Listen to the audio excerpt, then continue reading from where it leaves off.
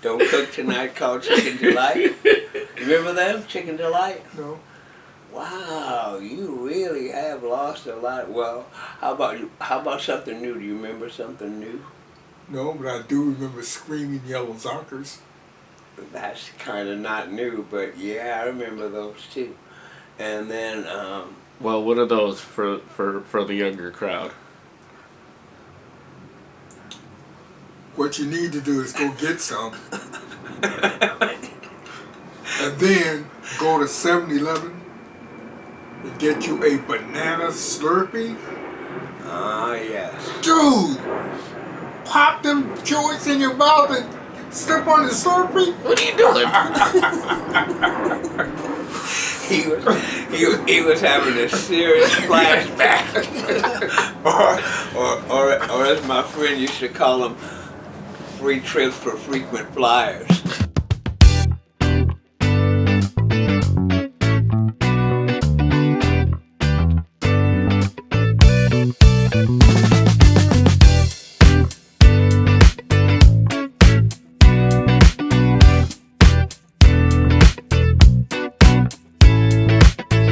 Greetings, man. Welcome to Old Men Conversations. Or Old Man Conversations. Anyway, come on down. What's up? And your name is? Oh, I'm Mr. David Delightful, Sweet, Sunny Dudley the Third. Okay. That's wonderful. I'm the real Cliff Barnes. Not the fake one. Uh-uh. Don't get it twisted. He wasn't on Dallas. That's right. I'm the real one. Okay. Let me ask y'all this question. What is like a snack that used to be popular back in the day that's no longer around? Well, Besides the Zonkers. Besides the Zonkers, I don't know. Twinkies made it. So wait, they were around when you was back in school? Yeah. But And they wasn't as old. And they was old then. But not as old as they are now. They used to taste old, now they taste quasi-old. But no, Twinkies been around, and Ding Dongs, Ho-Hos, and what do you call them other things? Snowballs, they brought them back. Don't those have coconut on them? Yeah. Oh. I know. Death in a wrapper. And sometimes you get Chocolate in the middle a pink, with a pink one or a white one in the pack, and then Hey guys, what the apple pies are back, and the cherry pies, and they're not from McDonald's. They don't taste the same because they're more, instead of being like this, they're like this. You know what I mean? So the ends aren't as crisp And then one of the knockoffs actually tastes a little better. Because the baking company, they broke up and reformed and somebody said, we'll take these products and we'll manufacture them, and they're just not as good as they used to be. Except for Twinkies, they just brought them over. They never had to remanufacture them. They got rid of Twinkies a couple years ago, but then people started protesting. They didn't really get rid of them. They just put them over. They just put them aside. Well, people they was like, they brought them back, put them on the shelf, brought them back, and nobody bought them again. People was like, but they just wanted to have them because it was part of their upbringing and childhood that was taken away, just like penny candy. Tell me about penny candy. There ain't none. I tell you what, I used to get a nickel and thought I was the richest guy in the world. Because all the other kids would go to the corner store, plunk down their penny, get their cookie or get a piece of candy. And I had 5. I can get you your cookie, your candy, you know? The neighbors. Yeah. I mean, I don't know because I never balled out on 5 cents. So. Oh yeah, actually, it was amazing. If you had a quarter, oh my word. You could jingle that for me. A quarter's a movie's worth of stuff. That's right. Include the movie. You know what I mean? And then I didn't really like Chip and Dale. hello. What now? I didn't really like Chip and Dale. Why not? The Rescue Rangers? No, they were chipmunks, And that's why. and the one was Chip and the other one Yeah. was Dale. Chip and Dale. And- Rescue Rangers, them. Well, I didn't know. I didn't know. See, they wasn't rescue rangers back in the day. They was just annoying little rodents. Ah, okay. I guess that's why he didn't like that. They made cartoons out of them. I don't know. Well, they ran cartoons on the Mighty Mouse too. Here I come to save the day. Hey, I really like Mighty Mouse. Yeah, that's what I'm saying. Mighty Mouse was cool. Andy Kaufman used to do a Mighty Mouse. Yeah. All right, sorry. Let's go back to what you could get for a quarter back in the day. Well, we lived near a bakery, and so you could get like a big bag of cookies like this that could make you sick for several days in a row. And then you could collect bottles and turn them in at the store and get money to buy junk food because like we're 11. How much would you get for a bottle? 3 cents, 5 cents, and then they had them big old ones that might have been like a dime or something like that, if I recall. There's people out there my age that actually remember the exact prices, but it was somewhere in there. Basically, like if you had a wagon full of bottles, you and your partners were like super rich. You know, you might have like upwards to $1. Yeah, well, I wasn't acquainted with all that because I lived on the base. And, Yeah, see, and the base it was different. Yeah. So with a quarter, I could go to the movies, Exactly. first run movie, get some candy or some popcorn, Exactly. and something to drink, and might have some money left over to get some penny candy. Which there is none anymore. Nice. Yeah. But we used to, the only way we related to the money at 10, 11, 12 on the base was in the summertime we would, I'd get with this dude named Jim Money. Because Wait, what was his name? Jim Money. Money. Jim Money. Okay. Because With the his money. dad had a Had lawnmower, money. so it's a push mower. So I would go around and knock on doors, and he would cut the grass for $1 and give me 50 cents, and we go to the next house. Just for knocking? Oh wow. He gave you half? Or Hey, just yeah. This sounds like Jimmy Money was Hey, in the summertime, he wasn't good with in money. the summertime we go rent a boat and take people out in the boat. Right. He put up the money, and I could recruit the people, and I go on the ride, and he do all the rowing, and we split the money. This sounds like a lot of these. Later on, we can fast forward a few decades. This sounds like a lot of these tech companies. You know? Yeah. Because people's going, well, Wozniak did all the tech stuff, and Steve Jobs, even though he knew the tech stuff, was the front man, and they still split the money.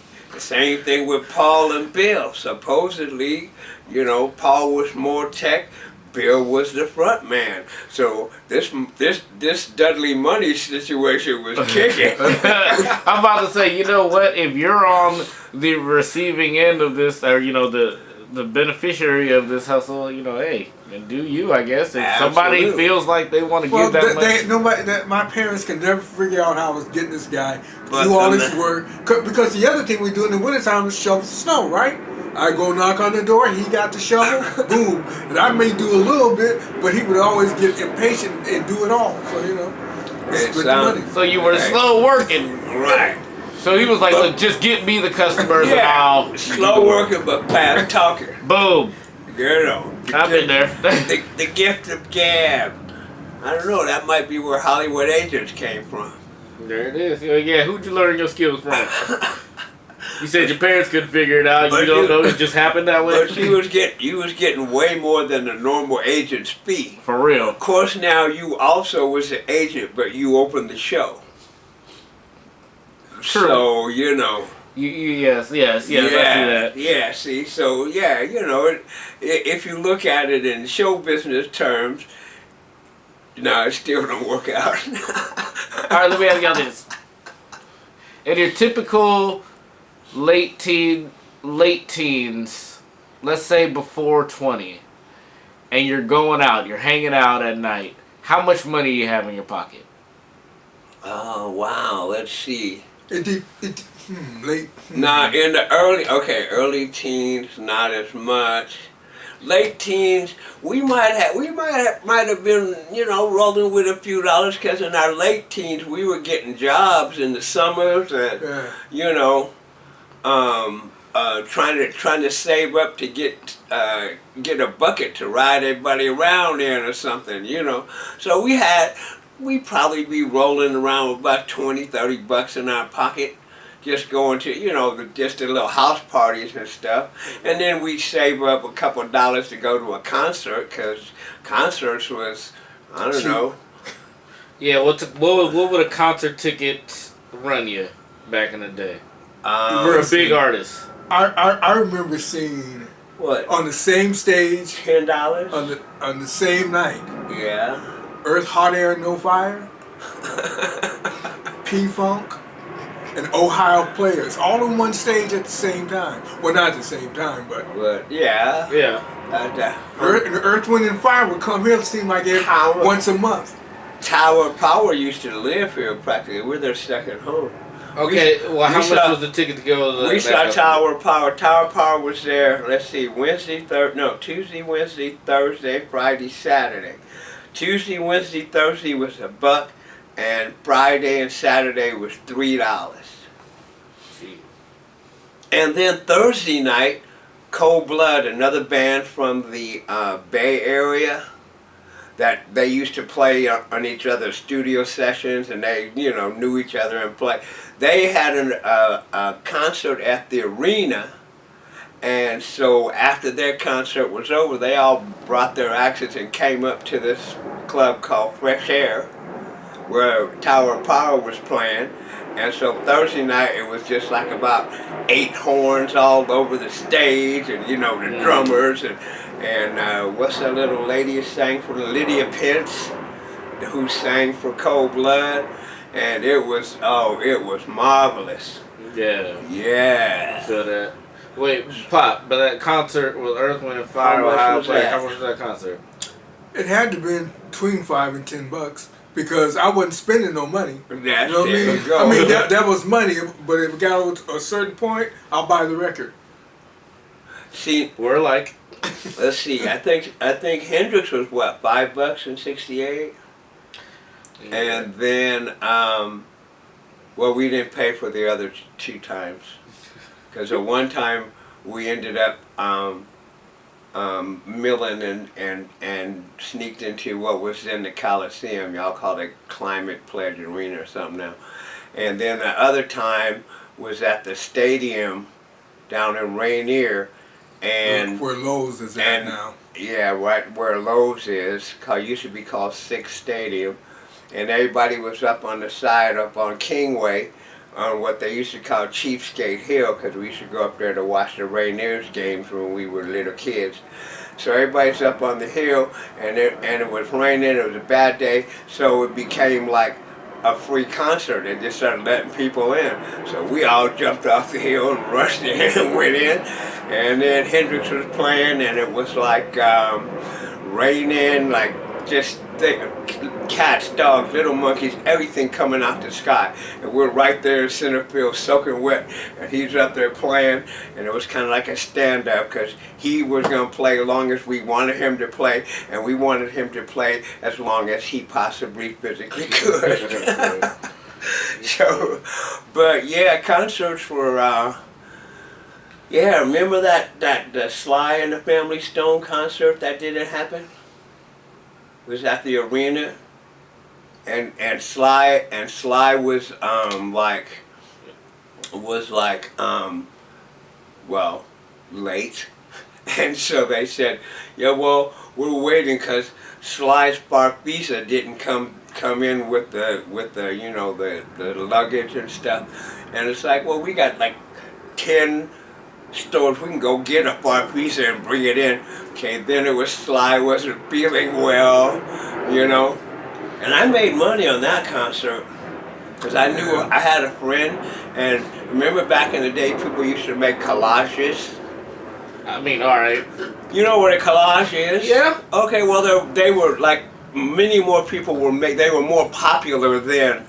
So she was like, oh well, bring me some ticket stubs, and because she was doing a thing and making faces on her collage out of the stubs from the tickets of the concert, that kind of concept she was. So I'm running around collecting ticket stubs, right? Just putting them in my pocket, and I see them over there, grab a couple off the floor, or whatever. So I had a pocket full of ticket stubs.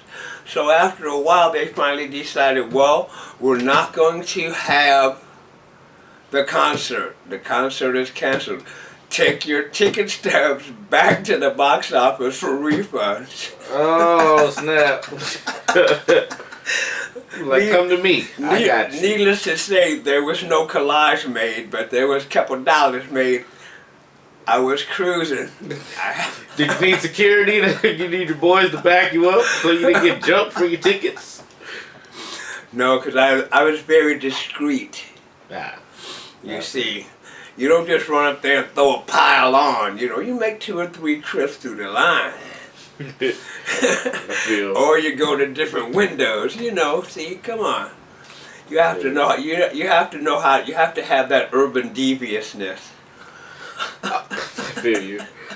All right. So back in the day, what would like today we could profile somebody and be like, you look like a thug or somebody who's just up to no good. You can profile, do that. How did y'all, because I assume you guys weren't like the kids out getting into trouble for real. No, well, thugs look like regular people. Mostly people was profiling pimps back in them days. Pimps, okay, that's who got. You remember with the flamboyant dress and the big hats and the feathers and. Were there a lot around Seattle? At one time there were, because Pike Street used to be where what they called the Hostro, and there was a particular bar there called the Kansas City Steakhouse that allegedly a lot of pimps and hookers hung out. But yeah, Pike Street. As a matter of fact, remember that? Were you down there with us when the cops told Clark they better not see him down there anymore? We just happened to be downtown. And so I don't know what he was doing. I can't remember if he was taking a leak in the alley behind the dumpster. Anyway, the cops got him, and we were just hanging out, just roaming around, people watching. And so the cops came over and they saw him, and then they saw him again, and he was with us. They came over, didn't bother us. They said, we don't want to see you down here no more this evening. I don't know what they did. Maybe that was profiling. I have no idea. All right. But yeah, we were.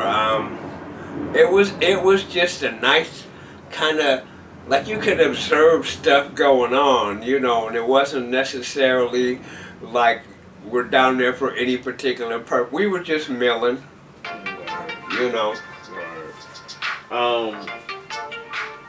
Yeah, well, your mom.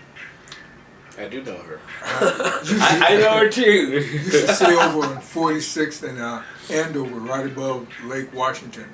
Really kind of exclusive neighborhood. Mm-hmm. The next door neighbors were the guy from newscaster at Channel 4 and his husband, whatever. His husband?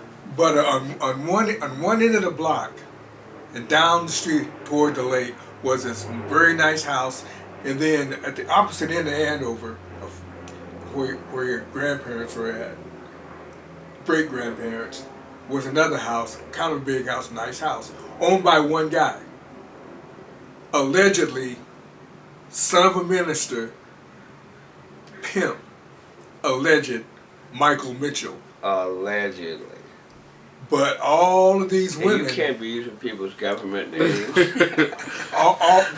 about 6 or 7 women would go from one house to the other a couple of times a day, dressed to the T's, and just walk down the middle of the street like they was, but they was in this old conservative neighborhood. I was about to say, it wasn't like a busy... No, but they would do that. So, so it was like, what the hell? Maybe they were there for the old man. But That was the clientele. on a side note, Michael Mitchell is Terrence's dad. All right. You just gonna drop it? Come on, man. Okay. It ain't a grand jury, relax. So that's the pimp thing. No, but there was a lot of that. There were a lot of guys that we knew and in some cases went to school with who were going up to Vancouver and recruiting. And, not down. Wait, recruiting the women? Yeah. Canucks. Not necessarily kidnapping them, but convincing them to come down and then try to, allegedly.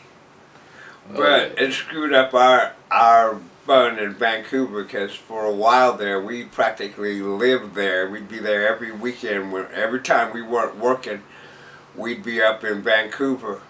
And we were there so often, the guards knew us. So, At the border, it'd be up there, oh, back again, eh? Yeah, how long this time? Well, usual, we're just going to be up for the weekend, we're going back Sunday. All right, well, have a nice time, ain't nothing like that, man. Now it's like... You get pulled over, all right, y'all coming through too much. They've had a few people that we knew that had been pulled over and they went through the car and all kinds of stuff like that.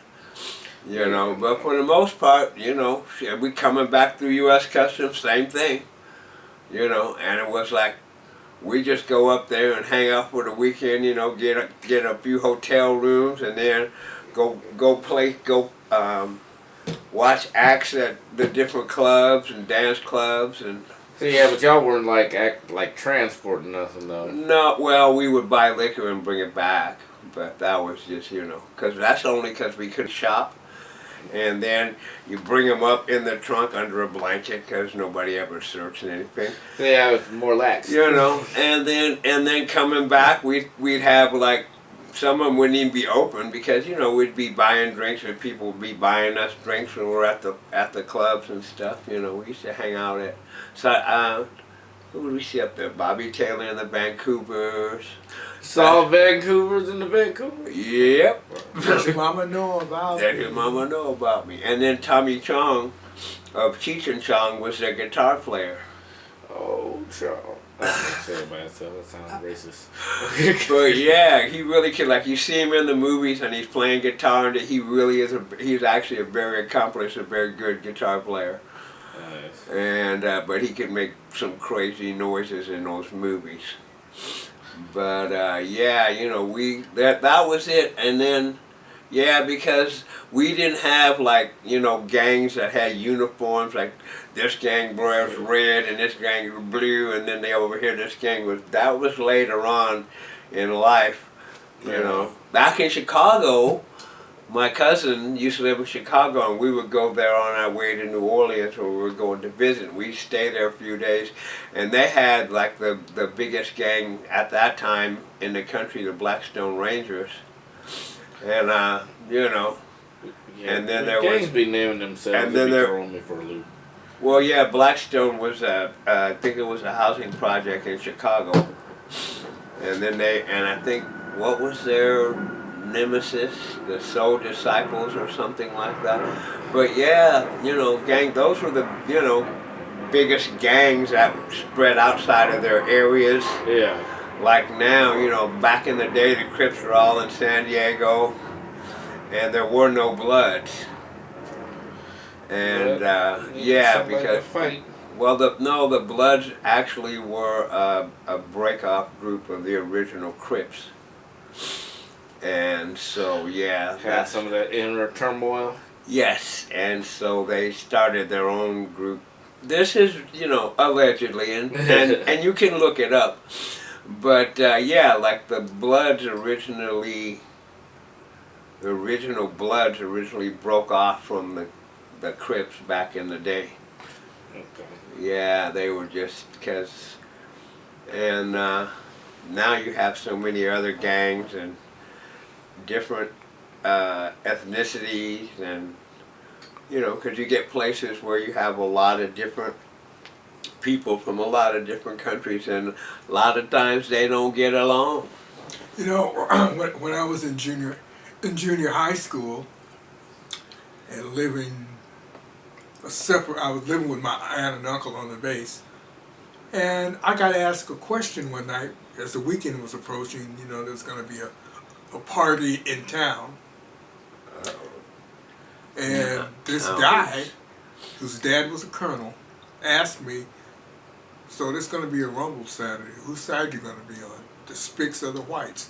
And I had no clue what he was talking about. Mm-hmm. It was only later that they told me, yeah, the Mexican guys, the white guys were fighting. Oh, Spics and Whites.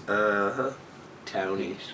I did not understand any of that stuff. I went for the Mexican. I went for a drink. Yeah, so I don't need to be getting involved in that. You know what? I'm not even going to be there. So that's what I'm saying. I'd be going getting a drink because all the bars are empty because them guys are out there fighting. Yeah, so you could get a good seat by the jukebox. There you go. Now, let me ask you this. Who is the guy in your generation that went to high school and was just known as crazy, would knock a mug out just because, and maybe went on to play college ball for a while even, college football? Well, I don't know anybody that was like that, but I know if you're talking football wise, on the field, I would probably have to give it to Mr. Bruce Mitchell. He was not a tall guy. He was like Wolverine. He was stocky. He was short, and he was a running back. And I mean, he wasn't nice in general, but it was something about when he had put pads on. Like, he would literally say he'd be like, "Yeah, you my dog and everything, but once I put this helmet on, you're not my friend. I don't care if we're both on offense. Get out of my way. I will run you over." And he's like, there's a video of him running through, the line he's going, and somebody's trying to get the line to tackle him, and he gets behind them and runs, steps on them. Like, he was that kind of guy looking to do that. So he just helped my daughter move last week. I just need it. And Bruce is a dope dude, and I mean, we're adults now, so I'm sure he put all of the aggression behind him, but back then, and again, he wasn't very nice. I remember he saw a video of me in Portland, and I was singing. To her, it was on the street. Somebody was just filming. And he saw it, and I was standing there, and I'm like feeling myself like, dang, I sound good. And he was watching the video, and he looked back at me like, yo, how could such a beautiful voice come from somebody so ugly?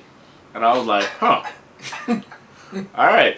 Well, see you later, guys. I'm going to go to my next class. So, yeah, but anyway, I don't think again, in real life, I don't think he was a crazy dude, but on the football field, he was a different animal. I don't know no crazy. Well, I didn't know anybody. I just asked that question because for some reason this guy came to mind. Wait, wasn't that you? Oh, never mind. You was the crazy one? There was this guy that went to West Seattle High School Mm. He was a linebacker.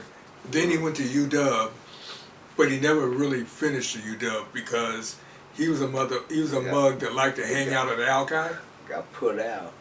and he killed a mug with his hands at Alki. Oh, yeah. All right. Crazy. I mean, I didn't have nobody that crazy that I hung out with. yeah. I hung out with some crazy people, but none that I knew. I don't know if I know anybody that I didn't know anybody that crazy. I was just that killed anybody well, you know, outside of war. I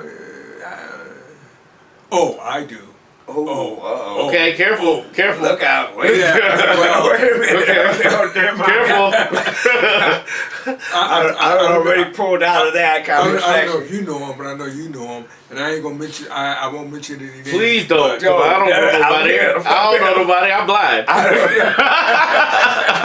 I ain't seen nobody. I ain't since seen nobody. 1968. I ain't seen nobody since you before you walked in. Ever since but that I Stevie had Wonder to- concert, I ain't I seen just nothing. saw I had to think about that. Yeah, well, I don't know. I can't think of nobody. I know a few people that were victims, but I don't know any perpetrators right offhand. I know some perpetrators, If I, but I know them. yeah, I know. I know of them more than I know. There we them. go. That's more it. I Aside from war, We didn't I know hang out. some- We didn't hang out, but I knew who they were and they knew me. So, yes. you know, I mean, like we were cordial. yes, Yeah, I know no. some people that have And I checkered past, but I've However- always had a past because you know me, I'm good. I'm that guy. however, there was several people who it was rumored that they'd done some horrendous things back in the day, but it was all alleged. It was, you know. Michael And- Jackson. And well, yeah, Let's go exactly. there. But I mean, people that we knew personally. And the thing is, also, we didn't have as many of those rumors started because we didn't have social media, so it was all word of mouth. So, if your group didn't know this group, well, that information would take a while to go between the two Yeah. groups. Now you just go beep boop, and the whole school and the whole city knows it.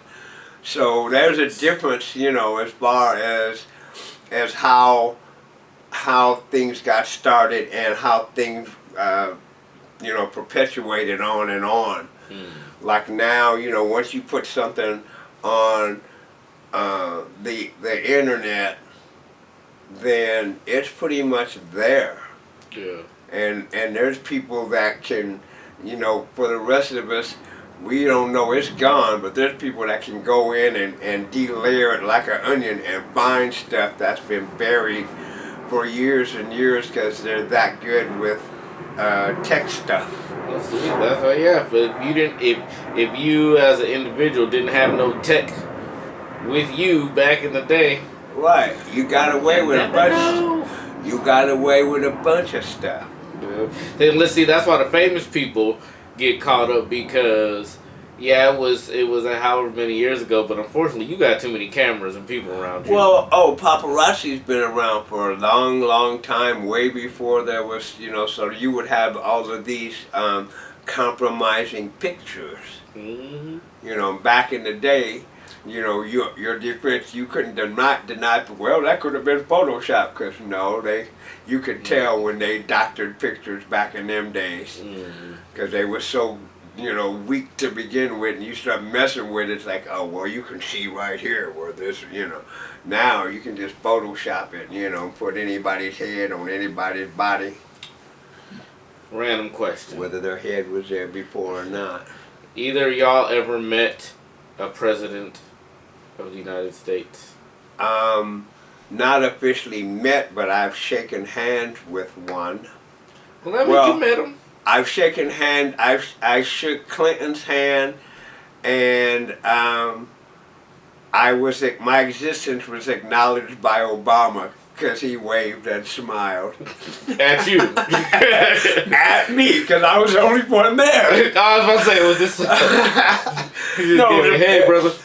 I was at work. He would just happen to be doing a campaign thing at where I worked, and so it was backstage, side stage, whatever. And so, I waved. He said, "How you doing, brother?" And he had to get going, and the Secret Service guys went with him because he was now official candidate. So you get Secret Service guys, but not as many as when you're president. What about you, Pop?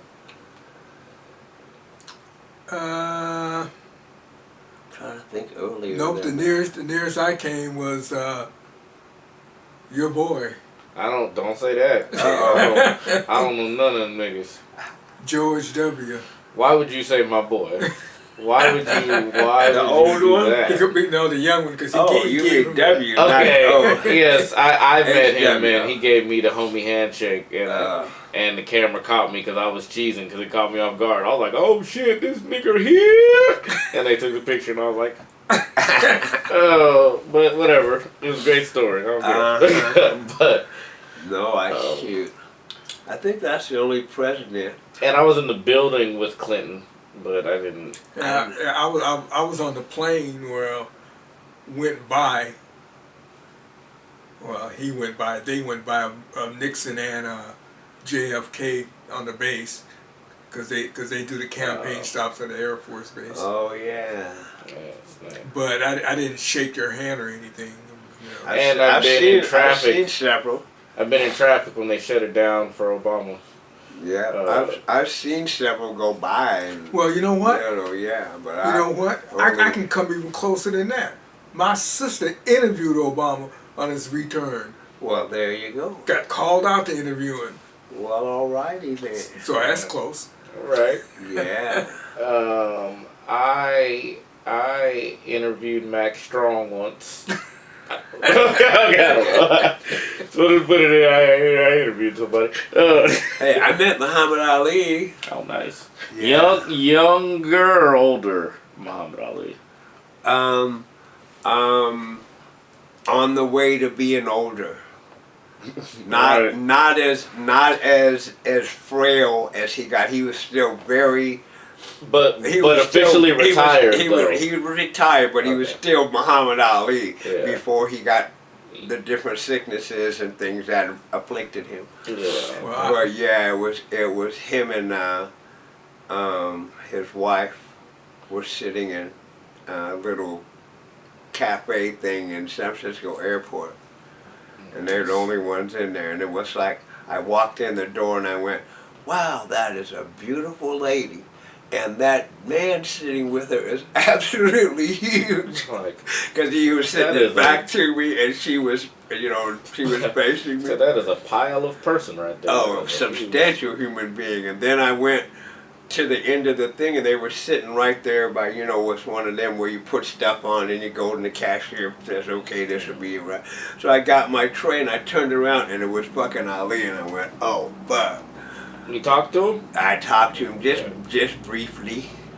I don't want to be like, so then it was like, he goes, I go, "Oh, champ, my goodness, it's good to see you." And he says, "Oh, it's nice to meet you." And he had that big ass hand, I have pretty big hands for a little person, and it just engulfed my hand.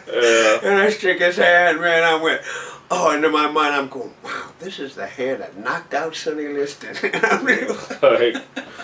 And let me just pass it to you, man. But, That's a rough head, boy. You done knocked out a hell of a lot. It's like, yes. I just met Lou Rawls. Frazier, huh?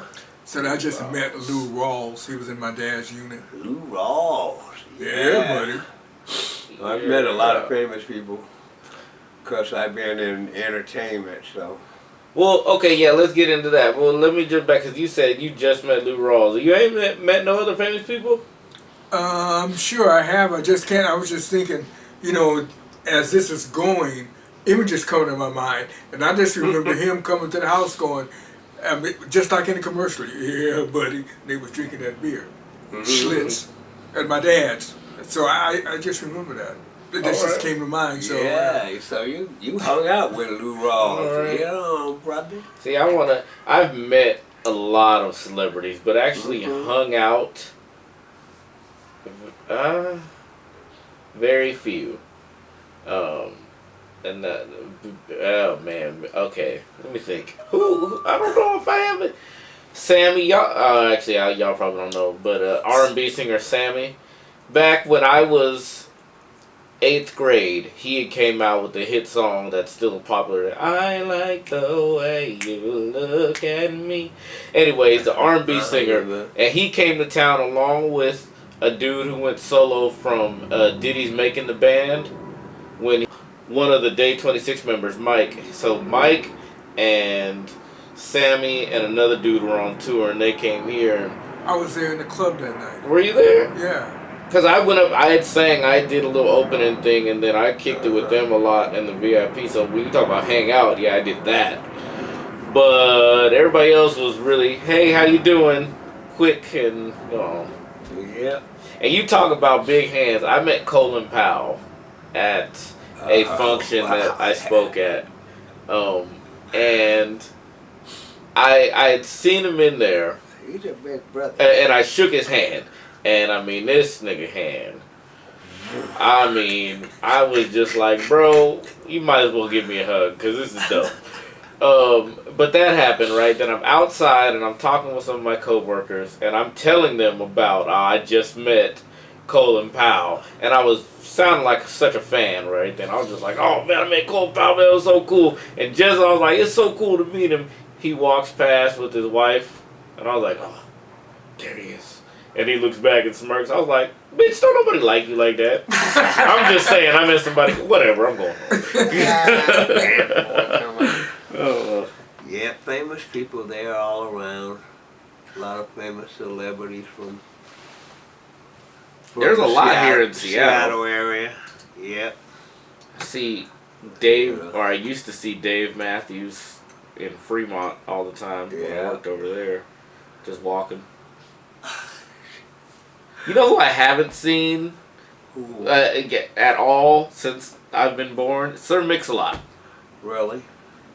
Everybody be like, yeah, he's here, and he be around. Yeah. I ain't never seen this motherfucker not one time. He stay out in the He's out there in that, who the heck was it? My cousin has worked with him, and then we were down at the storage thing, and he rolled through. And we went to school with his older brother. Remember Roberta and Mark? Remember Mark? That's Mix-a-Lot's older brother. He passed away in a crazy car accident. Flew off of the viaduct into like a building. He had a roadrunner that was obviously too fast. Yeah. But anyway, yeah, I run into him from time to time. You know. Oh, you know who I ran into? Now this is crazy. Now I had my Seahawks sweatshirt sort of jacket on, right? Mm-hmm. And I cruise into the store. I'm just in the regular old Safeway. And this guy comes up to me all hyper, and he goes, I'm like, oh, brother, please don't, you know. He's like, okay, so tell me who your favorite Seahawk is. And I'm like, looking at him going, probably Doug Baldwin. He goes, oh, he's all right. He said, yeah, you know I'm having a party, blah, blah, blah, blah. And it suddenly dawned on me that this guy looked sort of familiar. Not wearing a helmet and no name on his back, so it's hard to tell. It's Thomas Rawls. Wow. Nigga. Oh, yeah. It took me a second. Because I was just thinking about Lou Rawls. Right. What? But I was like, the whole Rawls family, you've met them? But the funny thing is, I guess he brought a house up in the hills up there in Auburn. So he was down shopping. And like he said, I just had to stop you. And he started talking. And he goes, here's my card. It's my address. Come on up. And how long ago was this? This was this past week. Nigga, let's go to the party. When is the party? What the hell? You got the info, and you holding back. I'm holding out, man. Trying to get up in there. Who is your favorite celebrity you met, Cliff? Oh wow.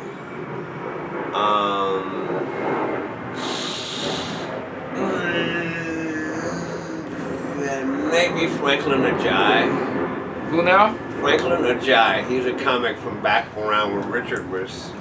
He made albums too, and we had some of his albums. Except he has an African name. That's how, and he spells Franklin different. Right, but other than with that, a Y instead Franklin of an I.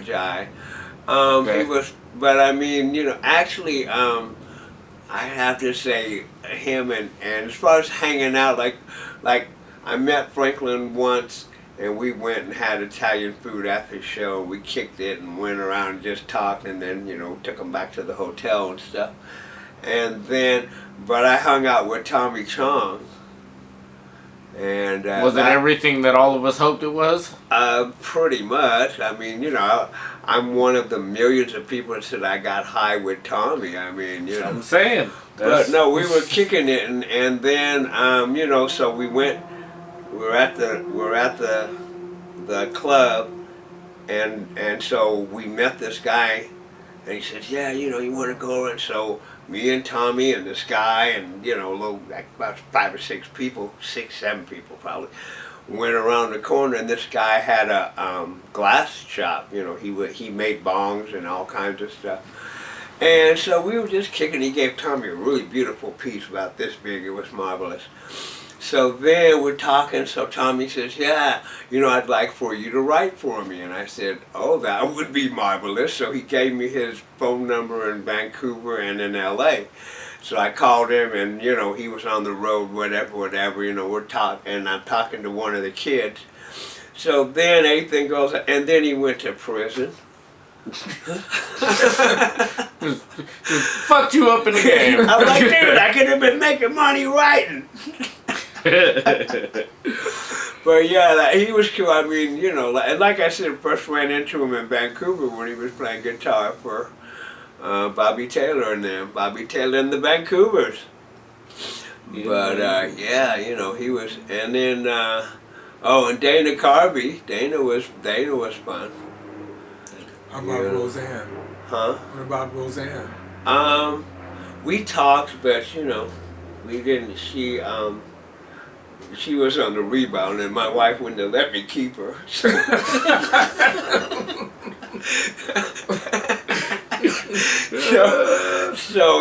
but yeah, she was at Swanee's and stuff. A lot of, yeah, but.